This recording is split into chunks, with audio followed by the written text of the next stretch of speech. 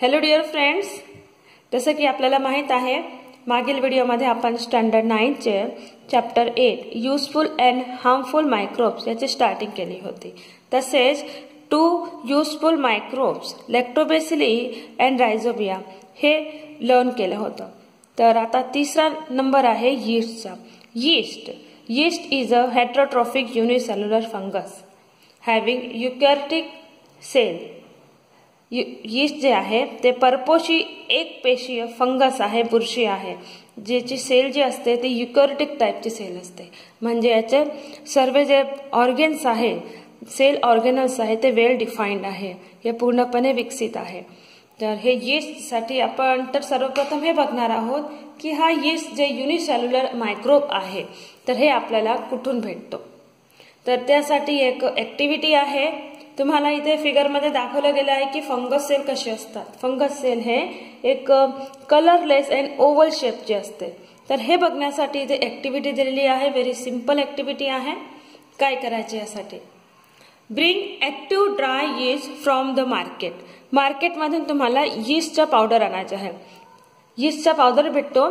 हा powder bakery product म्हणून use केला जातो. बेकरीमध्ये स्पंज येण्यासाठी जो पाव ब्रेड असतात त्यामध्ये यूज होतो.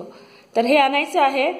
त्यानंतर शुगर लागणार आहे आणि कोमट पाणी घ्यायचं आहे एक बॉटलमध्ये. तर ऍक्टिव्हिटी अशी आहे की एक बॉटलमध्ये 1 टीस्पून यीस्ट घ्यायचं आहे आणि 2 स्पूनफुल शुगर टाकायची आहे. तसेच त्यामध्ये एक हलकसं कोमट पाणी मिक्स करायचं आहे थोडेसे प्रमाणात. त्यानंतर याला शेक वेल करायचं आहे. मिक्स केल्यानंतर 10 मिनिटांनंतर बघायचं आहे. 10 मिनिटांनंतर बघायचं आहे आणि त्यावर एक बलून कसं घ्यायचं आहे, कलरलेस अँड ट्रान्सपरंट बलून, तो या बॉटलच्या माउथवर फिट करायचा आहे. तर 10 मिनिटांनंतर आपल्याला हे बघायला दिसणार की यामधून असे बबल्स निघत आहे. आता यामध्ये लाईम वॉटर म्हणजे चुन्याचं पाणी हे मिक्स करायचं आहे बलूनमध्ये तसेच बीकरमध्ये सुद्धा. यामध्ये तुम्हाला हे लक्षात येईल की कार्बन डायऑक्साईड गॅस निघते. कारण कार्बन डायऑक्साईड गॅसची प्रेझेन्स जर असेल तर याची जी टेस्ट आहे ती अशी की जर आपण लाईम वॉटर मिक्स केलं तर तो पाणी दुधिया होतोय. तर ही जी आपण ऍक्टिव्हिटी केली आतापर्यंत, काय केलं आपण, एक बॉटल घेतली, त्यामध्ये गरम पाणी मिक्स केला आणि त्यामध्ये 1 चमचा भरून यीस्ट पावडर आणि 2 चमचे भरून साखर मिक्स केली. याला हलवलं आणि 10 मिनिटांनंतर ते जो आपण बलून लावला होता आधी, 10 मिनिटांनंतर त्या बलूनमध्ये आपल्याला तो फुगलेला दिसतो आहे. मग यानंतर जेव्हा लाईम वॉटर मिक्स करायचं आहे तुम्हाला दिसणार की हे जे मायक्रोब्स आहे ते यीस्टचे मायक्रोब्स आहे ते बॉटलचे आजूबाजूला अगदी असे गर्दी करून जमा झालेले आहे आणि मधून एक गॅस निघते आणि ती गॅस आहे CO2 गॅस. मित्रांनो, तुम्ही जे कोल्ड्रिंक्स वगैरेची बॉटल उघडली असेल त्यामध्ये एक गॅस बाहेर निघते बबल्सच्या सोबत. ती गॅस असते CO2 gas, carbon dioxide gas. आणि ही जी कार्बन डायऑक्साईड गॅस आहे ही अशाच प्रकारे बबल्स बनवून निघते. तर ही कार्बन डायऑक्साईड गॅस कुठून आली, तर त्यामध्ये काय झालं होतं की जे मायक्रोब्स आहे, यीस्ट नावाचे मायक्रोब्स, ते 10 मिनिटांनंतर यांची ग्रोथ वाढल्याने आता हे काय करतात, कार्बन डायऑक्साईड गॅस रिलीज करतात. म्हणून हे कार्बन डायऑक्साईड गॅस इतके प्रमाणात रिलीज झाली आणि ही आपल्याला बलूनमध्ये दिसून येते आहे. कारण हा बलून जो कलरलेस आहे, ट्रान्सपरंट आहे, त्यामध्ये तुम्हाला इथे कार्बन डायऑक्साईड गॅस आहे त्याची प्रेझेन्स आपण लाईम वॉटरची टेस्ट लावून बघितले. तर यामध्ये आपल्याला आता जे ऑब्झर्व करायचं आहे त्यासाठी take a drop of the solution from the bottle on a glass slide, put a cover slip over it and observe it under the compound microscope. तो जो सोल्युशन आहे त्याची एक ड्रॉप ग्लास स्लाइडवर ठेवायची आहे आणि कव्हर स्लिप त्याला कव्हर करून मग आता हे कव्हर स्लिपला कंपाऊंड मायक्रोस्कोपच्या साहाय्याने ऑब्झर्व करायचं आहे. तुम्हाला काय दिसणार, तर you will see that there are a number of colourless oval cells of yeast on the slide. त्या स्लाइडवर असे रंगहीन असे अंडाकृती आकारचे सेल्स तुम्हाला दिसून येणार. मित्रांनो, जर तुम्हाला शाळा सुरू झाल्यावर हा प्रयोग करायला भेटलं तर खूप छान. तुम्ही हे नक्की बघा की किती व्यवस्थितपणे तुम्हाला हा प्रयोग करता येतो आणि यीस्टची प्रेझेन्स तुम्हाला इथे क्लिअरली दिसून येते. तर हे यीस्ट सेल बघा, हे फंगस आहे आणि फंगसची ही सेल जी आहे ते ओव्हल शेपची कलरलेस अशी दिसून येते आणि हे आहे yeast cell. Some of those cells may have small round bodies attached to them. आणि ह्या यीस्ट सेलला असे छोटे छोटे बॉडीज अटॅच असतात, त्याला बर्ड्स म्हणतात. And these birds are new daughter cells of yeast in the process of formation. हे जे बर्ड्स आहेत ते यीस्ट आहे, म्हणजे बेबी यीस्ट आहे, त्यांचे डॉटर्स आहे जे नंतर जाऊन फुल ग्रोथ झाल्यावर पूर्णपणे विकसित होऊन यीस्टच्या स्वरूपात इथे तयार होणार. बघा बाजूला तुम्हाला इथे यीस्ट सेलची आकृती दाखवली आहे. एक्झामला विचारले जाऊ शकते, तर ही पण आपण तयार करून घ्यायची आहे. बघा yeast cell oval shape, oval shape मध्ये यीस्ट सेल असते.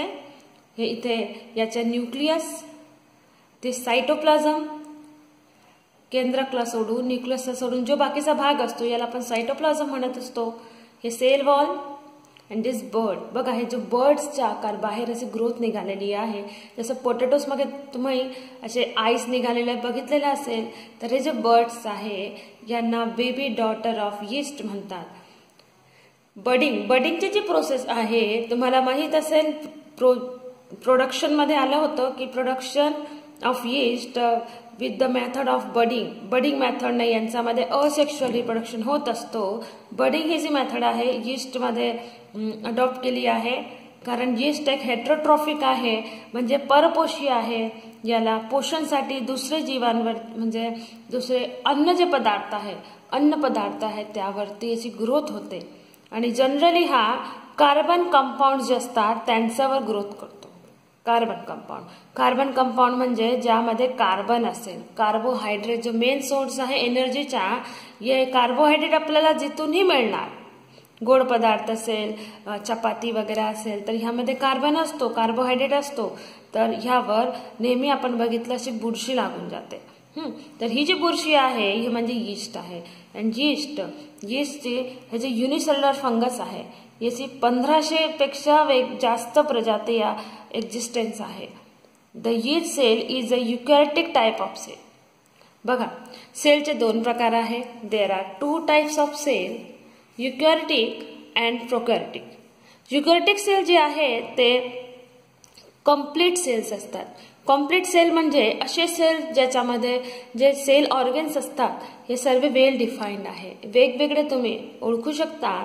तसे जे सेल ऑर्गन्स आहे जसं मायट्रोकॉन्ड्रिया झाला, इथे हे जे आहे यांची आपली वेगवेगळी म्हणजे आपली एक लिमिट असते, त्याचे वेल डिफाईन्ड अशी बाउंड्री असते.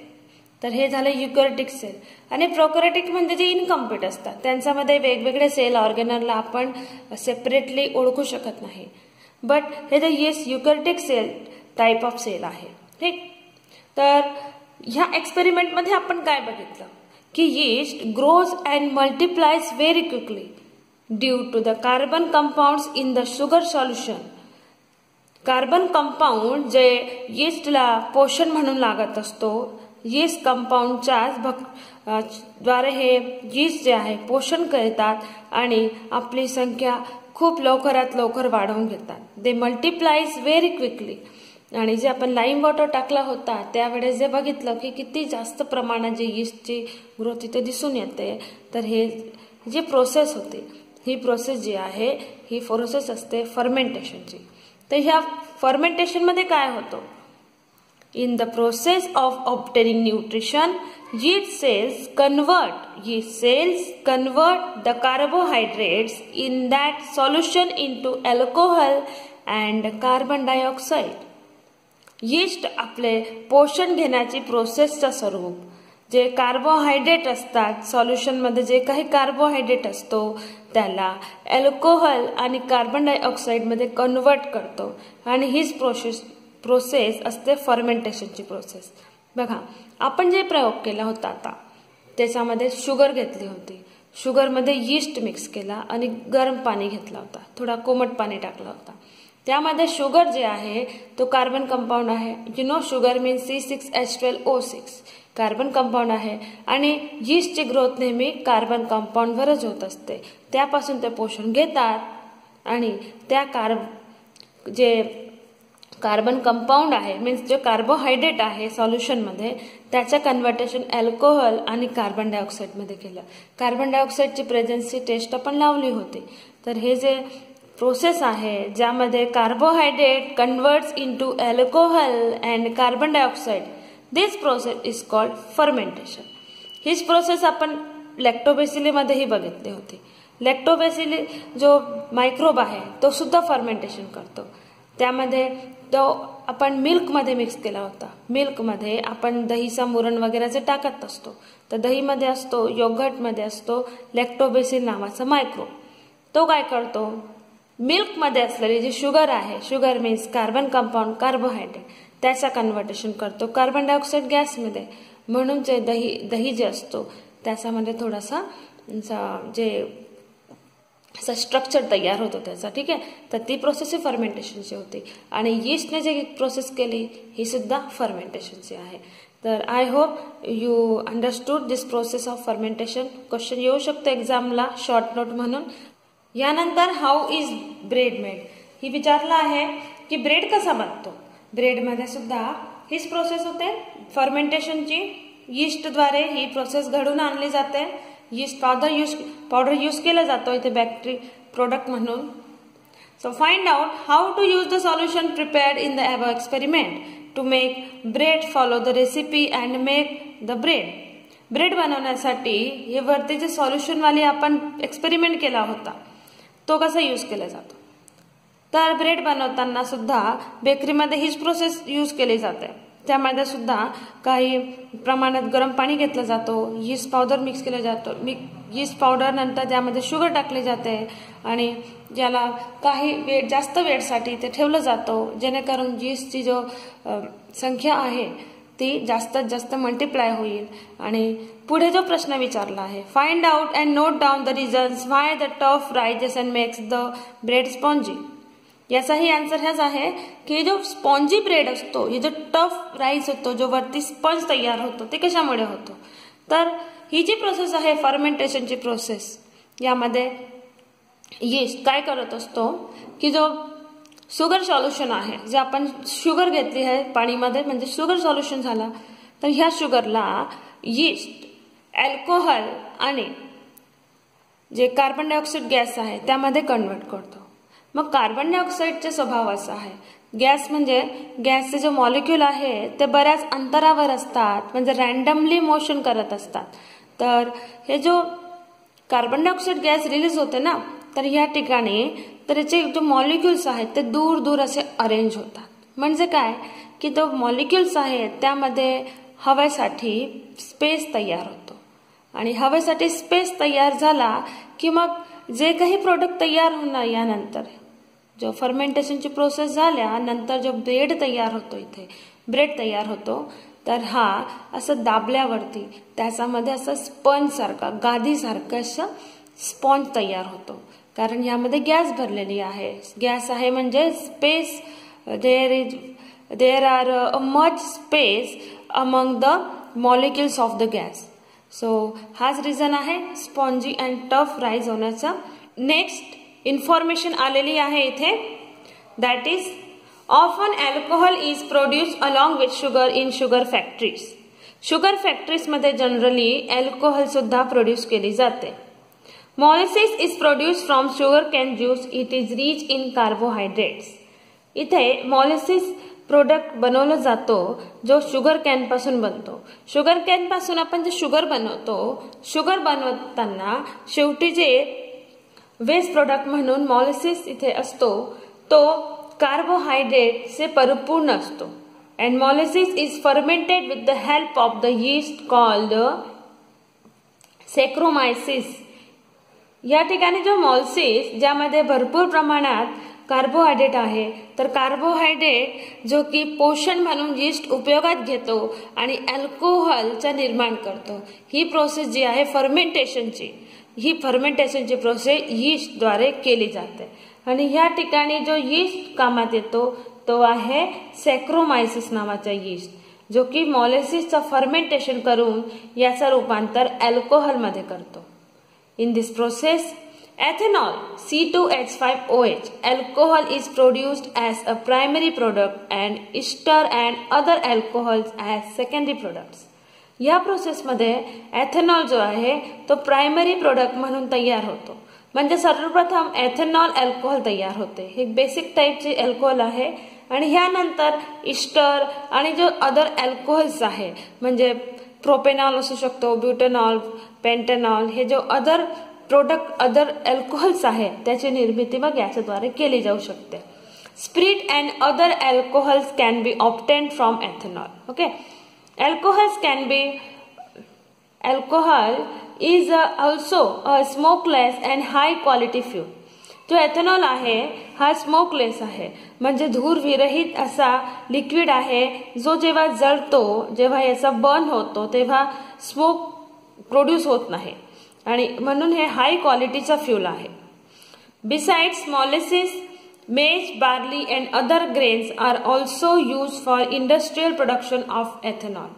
एथेनॉलचा औद्योगिक निर्माण करण्यासाठी मॉलिसिस नाही तर याचा व्यतिरिक्त जे बाजरा आहे, मक्का आहे किंवा दुसरे ग्रेन्स आहे याच्यापासून सुद्धा एथेनॉलचा निर्माण केला जातो. Glucose and fructose, the sugars present in grape juice. Grape juice मध्ये, द्राक्षांच्या ज्यूस मध्ये इथे ग्लुकोज आणि फ्रुक्टोज नावाचे शुगर असते. शुगरचे भरपूर स्वरूप आहे, ग्लुकोज आहे, फ्रुक्टोज आहे, माल्टोज आहे आणि लॅक्टोज आहे. तर हे जे दोन प्रकारचे ग्लुकोज आणि फ्रुक्टोज नावाचे शुगर आहे जी ग्रेप ज्यूस मध्ये असते याचा उपयोग सुद्धा फर्मेंटेशनसाठी केला जातो. आणि जे यीस्ट आहे याचा उपयोग करून त्या ठिकाणी फर्मेंटेशनची प्रोसेस केली जाते and produce the alcohol which is used for making wines. जो वाईन बनवण्यासाठी ही अल्कोहोल इथे तयार होते. तर आय होप तुमचे आता हे क्लिअर झालं असेल, हे जर जानकारी आहे. यानंतर यूज युअर ब्रेन पॉवर मध्ये 3 क्वेश्चन्स विचारले गेले आहे. Number 1 is recently it has been made compulsory in India and some other countries to mix 10% ethanol with fuels like petrol and diesel. What is the reason for this? आता हल्लीच्या काळामध्ये भारत तसे दुसरे देश सुद्धा आहे ज्यामध्ये पेट्रोल आणि डिझेल मध्ये 10% एथेनॉल मिक्स करण्यासाठी कंपल्सरी केला गेला आहे. तर याच्या मागे कारण काय आहे हे विचारलं गेलं आहे. तर कारण अगदी सिंपल आहे की फर्स्ट तर आहे की हा स्वस्त आहे. जो एथेनॉल आहे ते पेट्रोलची अपेक्षाने भरपूर स्वस्त आहे, निम्मे भावामध्ये आहे. तर या ठिकाणी जर हा चीपर फ्यूल यूज केला गेला तर त्याने आपण इथे कमी भावात पेट्रोल उपलब्ध करून घेऊ शकतो. सेकंड आहे की हा इझिली अवेलेबल आहे कारण इथेनॉलला आपण सिंपली शुगरने तयार करू शकतो. तर हा इझिली अवेलेबल आहे. याच ठिकाणी जर पेट्रोल डिझेल बघितलं तर पेट्रोल डिझेल बनवण्यासाठी मिलियन्स ऑफ इयर्स लागतात. तसेच आपल्याला बाहेरच्या देशाकडून याला इम्पोर्ट करावा लागतो, मागवावा लागतो, म्हणून याचा भाव जास्त आहे आणि ह्या इझिली अवेलेबल सुद्धा नाही आहे. म्हणूनही एथेनॉलचा उपयोग पेट्रोल आणि डिझेलच्या सोबत केला जातो. Number 3 and most important reason जे आहे that is ethanol is smokeless fuel. Ethanol हा हाय क्वालिटीचा स्मोक फ्यूल लिक्विड आहे जो की म्हणजे पॉल्युटंट फ्री आहे कारण यामुळे स्मोक तयार नाही होणार तर पॉल्युशन सुद्धा होणार नाही. तर हे 3 रिझन आहे ज्यामुळे it is compulsory in our India and other countries to mix 10% ethanol with fuels.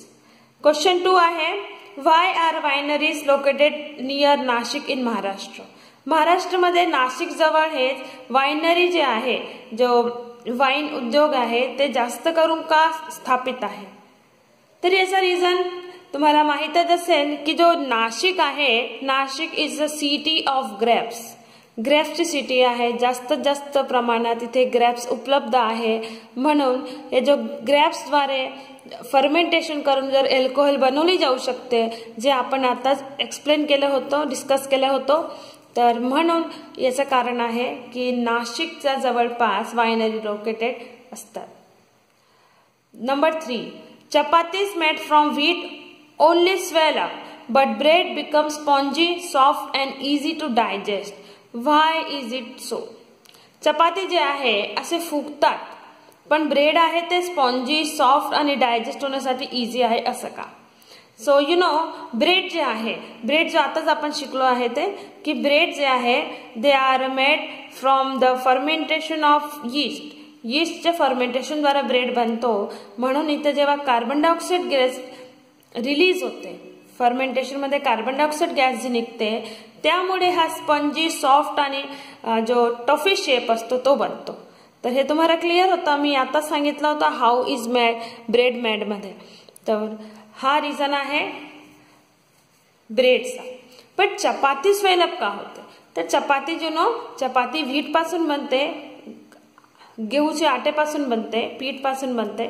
यामध्ये वॉटर मिक्स केला जातो, याच्यात पिठाची कणिक भिजवली जाते आणि त्यापासून चपाती बनवली जाते. चपाती बनवली की त्यामध्ये जो पाणी असतो, मग जेव्हा आपण ही पोळीला शेकत असतो, चपातीला शेकत असतो, त्यामधला जो पाणी आहे तो इव्हॅपोरेट होतो, म्हणून स्वेल अप होते. आणि जेव्हा पाणी यातून एलिमिनेट होतो, पाणी यातून निघत असतो इव्हॅपोरेटच्या थ्रू, मग हे चपातीला अशी फुगवते. म्हणून लिहिलं आहे की chapatis made from wheat only swell up. Okay, तर हा जो क्वेश्चन होता याचा आन्सर तुम्हाला आता क्लिअर झाला असेल. नेक्स्ट कॉन्सेप्ट आहे bioremediation. A yeast, Yerevia lipolytica, is used to observe the toxin released during the production of palm oil and the heavy metals and minerals released in some other industrial processes. असे काही metals and minerals जो आपल्याकडे industries आहेत त्यामध्ये काही heavy metals आणि मिनरल्सचा use होतो आणि अदर मेटल्स वगैरे आणि प्रोडक्ट बनवले जातात. तसेच पाम ऑइल जे आहे त्याच्या रिफायनरीमध्ये सुद्धा, याच्या प्रोडक्शनमध्ये सुद्धा मग काय होतो की असे काही टॉक्सिक पदार्थ आहे, जहरीले पदार्थ आहे, विषारी पदार्थ आहे, हे मुक्त होत असतात. मग ही प्रॉब्लेम आहे या ठिकाणी. मग हे टॉक्सिक सबस्टन्सेसला ऍब्झॉर्ब करण्यासाठी एक यीस्ट आहे, येरोविया लायपोलिटिका ह्या नावाचा, हा काय करतो की एक टॉक्सिक सबस्टन्सेस आहे याचा ऍब्झॉर्प्शन करतो आणि इथे पॉल्युशन पासून आपल्या वातावरणाला मुक्त करतो. या व्यतिरिक्त एक अजून आहे जो यीस्ट आहे, त्याचं नाव आहे सेक्रोमायसिस कॅरेविया.